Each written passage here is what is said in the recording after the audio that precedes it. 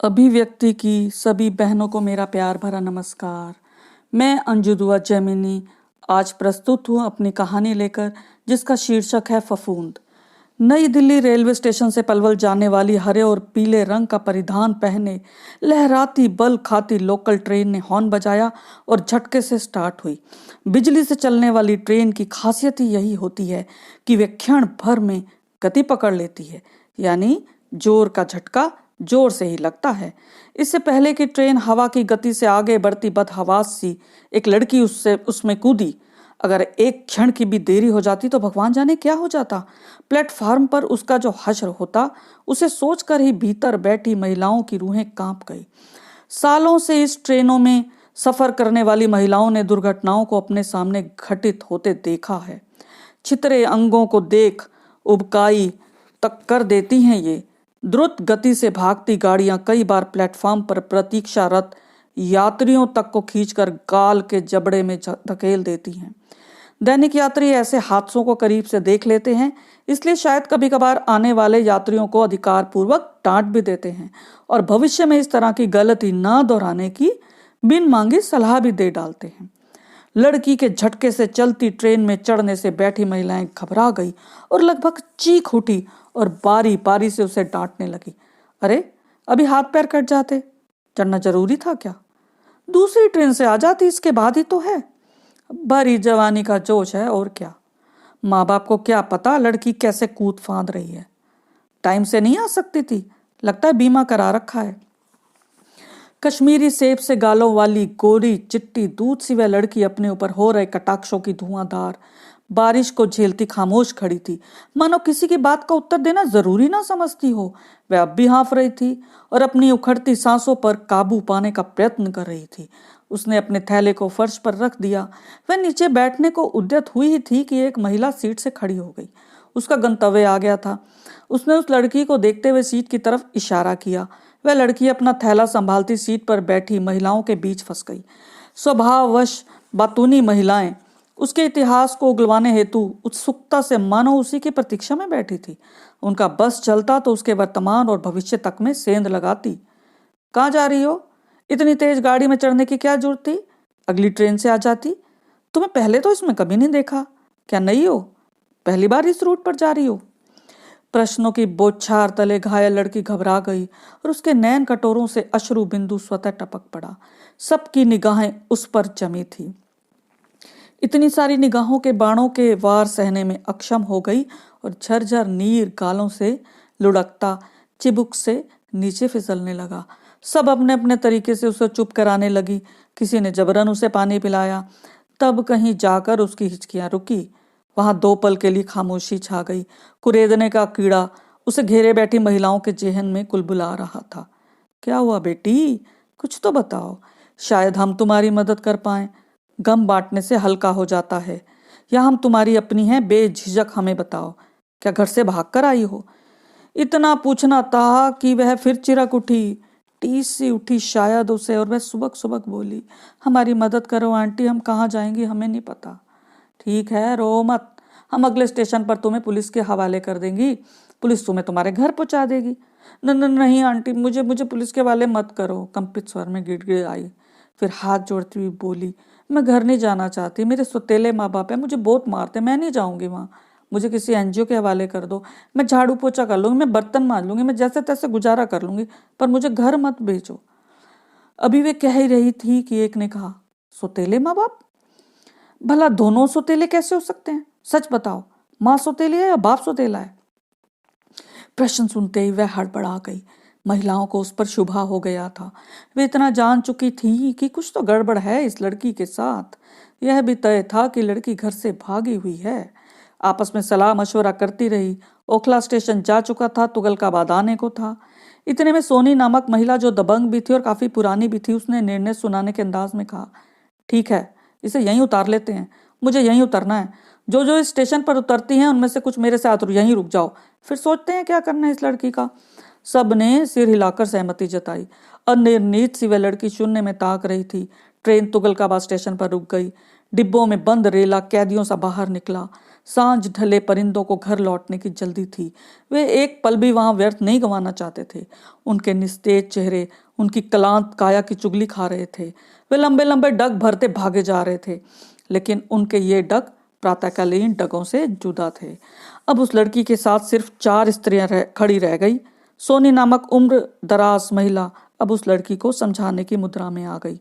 देखो लड़की, क्या नाम बताया था तुमने अपना? जी संजना। हाँ तो संजना, मैं कह रही थी कि अब देखो यहाँ कोई नहीं है आसपास। सच सच बताओ सब। देखो तुम घर से भागी हो, इस नाते पुलिस में तो रिपोर्ट कराना जरूरी है। अगर हम तुम्हें यहीं छोड़कर चली गई तो यहाँ प्लेटफॉर्म पर गुंडे तुम्हारी क्या हालत करेंगे तुम सोच भी नहीं सकती। देखो डरो मत, ये रेलवे पुलिस हमारी सुरक्षा के लिए और हम तुम्हारे साथ हैं। हमें यहाँ सब जानते हैं। हम आराम से बैठकर बात करते हैं। तुम्हारा घर कहाँ है? नहीं नहीं आंटी नहीं, प्लीज मैं घर नहीं जाऊंगी। माँ बाप मुझे मार डालेंगे आंटी, मुझे किसी एनजीओ को सौंप दो। गिड़गिड़ाती सी फिर हाथ जोड़ने लगी। अरे तुम रो क्यों रही हो? अच्छा ठीक है, हम तुम्हें एनजीओ को सौंप देंगे, पर उसके लिए भी तो पुलिस की स्वीकृति चाहिए। तुम नाहक घबरा रही हो। यहाँ महिला पुलिस भी है। तुम्हें हम बीच रास्ते में तो नहीं छोड़ सकते, अपने घर भी नहीं ले जा सकते। फिर अच्छा होगा कि मिलजुल कर कोई राह निकाली जाए। सोनी तथा वहां मौजूद अन्य महिलाएं उसे समझा बुझाकर रेलवे सुरक्षा बल के अधिकारी के समक्ष ले जाने में कामयाब हो गई। सामने बैठे अधिकारी ने उससे पूछताछ आरंभ की। पुलिस को समक्ष देखकर वह चालू हुई तो सच उगलती चली गई। साहब मुझे जेल मत भेजना, मैंने कुछ नहीं किया। मेरा बाप सुतेला नहीं है, सगा है, पर व्यवहार सुतेले जैसा करता है। वह अपने वार्ड का प्रधान है और उसका हमारे मोहल्ले में खूब दबदबा है। वह मुझे घर में बंदी बनाकर रखता है। मैं 8वीं जमात तक पढ़ी हूँ। वह लड़कियों को आगे पढ़ाने के हक में नहीं है। मेरी बड़ी बहन की शादी भी 8वीं पास करने के बाद कर दी गई थी। मेरा भाई 10वीं में है। वह मुझे घर से बाहर नहीं भेजता, मुझे सिलाई भी नहीं सीखने देता। सुबक डुबक रही लड़की पर सभी की निगाहें जमी थी। एक सिपाही उसके लिए पानी ले आया। उसने गिलास थाम लिया। पानी पीकर वह कुछ संयत हुई। अधिकारी उसकी ओर मुखातिब हुआ। उसकी प्रश्नवाचक दृष्टि से घबराकर लड़की ने चेहरा घुमा लिया। आगे बताओ, क्या घर से भागने की यही वजह है या कुछ और? अधिकारी की रौबदार टटोलती आवाज लड़की को कंपाने के लिए पर्याप्त थी। वह सहम गई, समझ गई कि अब सच बताए बिना गुजारा होने वाला नहीं है। साहब जी, मेरा बाप राक्षस है। उसने एक बार मेरे ताया जी की लड़की को प्रेम में पड़ने के कारण रस्सियों से बांधकर जंजीरों से मारा था। मेरे बाप को प्रेम पसंद नहीं, उसे बेटियां पसंद नहीं। सारा दिन घर के कामकाज में पिसी रहने में से मैं उदास रहती थी। मैं भी बाकी लड़कियों की तरह आगे पढ़ना चाहती थी, पर मैं कभी कभी ऊपरी फ्लोर पर रहने वाली दीदी के पास बतियाने चली जाती थी। उनके यहाँ मनोहर नाम का लड़का किराए पर रहता था। अभी साल भर पहले आया है। वह पासपोर्ट बनवाने वाला एजेंट है। मैं उससे प्यार करने लगी। एक दिन जब वह मुझे गिफ्ट दे रहा था तो मम्मी ने देख लिया। मम्मी ने पापा को बताने की धमकी दे डाली। मैं डर गई। मैंने उसे बताया तो उसने मुझे 200 रुपये दिए। हम घर से भाग जाना चाहते थे और दूर कहीं बस जाना चाहते थे। मैं ऑटो लेकर नई दिल्ली रेलवे स्टेशन पहुंची। 180 रुपये ऑटो वाले ने ले लिए, बाकी 20 रुपये बच गए। मैंने उसे बहुत फोन किया पर हर बार उसका फोन स्विच ऑफ मिला। शायद वह मेरे बाप से डर गया, डरपोक कहीं का। मुझे समझ में नहीं आ रहा था मैं कहाँ जाऊं, क्या करूं, कहीं भाग जाऊं या वापस घर लौट जाऊं। मैंने ट्रेन देखी और बिना कुछ सोचे समझे उसमें चढ़ गई। अब आपके सामने हूं। उसकी आपबीती सुनकर सोनी ने उसे खूब समझाया, जमाने की ऊंच नीच समझाई। घर का पता पूछ पूछ कर थक गई, पर उसने नहीं बताया। उस पर चारों ओर से दबाव पड़ रहा था। आखिर वह टूट गई। उसने पता तो नहीं बताया, पर जीजा का मोबाइल नंबर दे दिया। बस पुलिस वालों के लिए इतना काफी था। तकरीबन 1 घंटे बाद थाने के बाहर एक कार के रुकने की आवाज आई। वे 2 पुरुष और एक स्त्री थी। भीतर थाने में उन्होंने प्रवेश किया। पिता को देखते ही लड़की की हवाइयां उड़ गई। वह सहम गई। सोनी भाप गई कि यही इसका बाप है। क्यों भाई साहब, ये आपकी लड़की है? आज घर पहुंचकर प्रसाद बांटना। लड़की सही सलामत मिल गई। ये आपके साथ घर नहीं जाना चाहती। बताइए अब क्या करें?